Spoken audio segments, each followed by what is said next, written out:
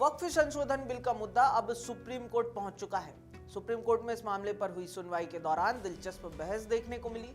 यह बहस हुई सॉलिसिटर जनरल तुषार मेहता और सुप्रीम कोर्ट बेंच के बीच। कोर्ट ने मामले में सुनवाई करते हुए सरकार से पूछा कि जैसे वक्फ बोर्ड में गैर मुसलमान सदस्यों को जोड़ रहे हैं, तो क्या वैसे ही हिंदू संस्थानों में भी मुसलमानों को पद दिए जाएंगे। दरअसल सुप्रीम कोर्ट में वक्फ बिल को लेकर दायर की गई 70 से ज्यादा याचिकाओं पर सुनवाई चीफ जस्टिस संजीव खन्ना के अलावा जस्टिस संजय कुमार और जस्टिस केवी विश्वनाथन की बेंच कर रही है। इन याचिकाओं पर हो रही सुनवाई के दौरान जब सॉलिसिटर जनरल तुषार मेहता सरकार का पक्ष रख रहे थे, तब जो कुछ हुआ वो जानना दिलचस्प है। आइए आपको बताते हैं कि आखिर कोर्ट में क्या क्या हुआ। सीजीआई संजीव खन्ना ने कहा कि क्या आप ये तर्क दे रहे हैं कि हिंदू धार्मिक संस्थाओं में आप मुसलमानों सहित अल्पसंख्यकों को बोर्ड या परिषद का सदस्य बनाने की अनुमति देंगे? कृपया इसे खुलकर स्पष्ट करें। इस पर सॉलिसिटर जनरल तुषार मेहता ने कहा कि अगर ये बात है तो फिर तो इस बेंच को भी ये सुनवाई नहीं करनी चाहिए, क्योंकि बेंच के सभी मेंबर्स हिंदू हैं। सीजीआई ने इस पर कहा कि ऐसी कोई बात नहीं है। जब हम इस कुर्सी पर बैठते हैं तो सभी धर्मों को पीछे छोड़ देते हैं। यहाँ धर्म मायने नहीं रखता। हम पूरी तरह से सेक्युलर हैं।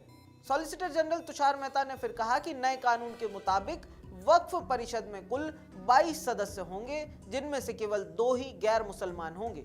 इस पर सीजीआई संजीव खन्ना ने कहा कि जो तर्क तुषार मेहता ने दिया है और जो कुछ कानून में लिखा हुआ है वो अलग है। इसके बाद सॉलिसिटर जनरल तुषार मेहता ने एक एफिडेविट देने की भी बात कही, जिसमें यह लिखा होगा कि वक्फ परिषद में 2 से ज्यादा गैर मुसलमान नहीं शामिल किए जाएंगे।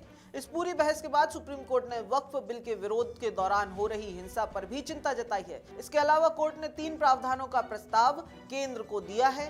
सुप्रीम कोर्ट ने जो प्रस्ताव दिया है उसमें कहा गया है कि कोर्ट से वक्फ घोषित की गई संपत्तियों को गैर वक्फ नहीं माना जाएगा, चाहे वक्फ बाय यूजर हो या वक्फ बाय डीड हो। इसके अलावा कलेक्टर सर्वे करेंगे तो भी प्रॉपर्टी का नेचर नहीं बदल सकते। इसके अलावा कोर्ट के इस प्रावधान में जो कहा उसमें यह भी था कि वक्फ बोर्ड और परिषद के संबंध में पदेन सदस्य तो नियुक्त किए जा सकते हैं, लेकिन अन्य सदस्य मुसलमान होने चाहिए।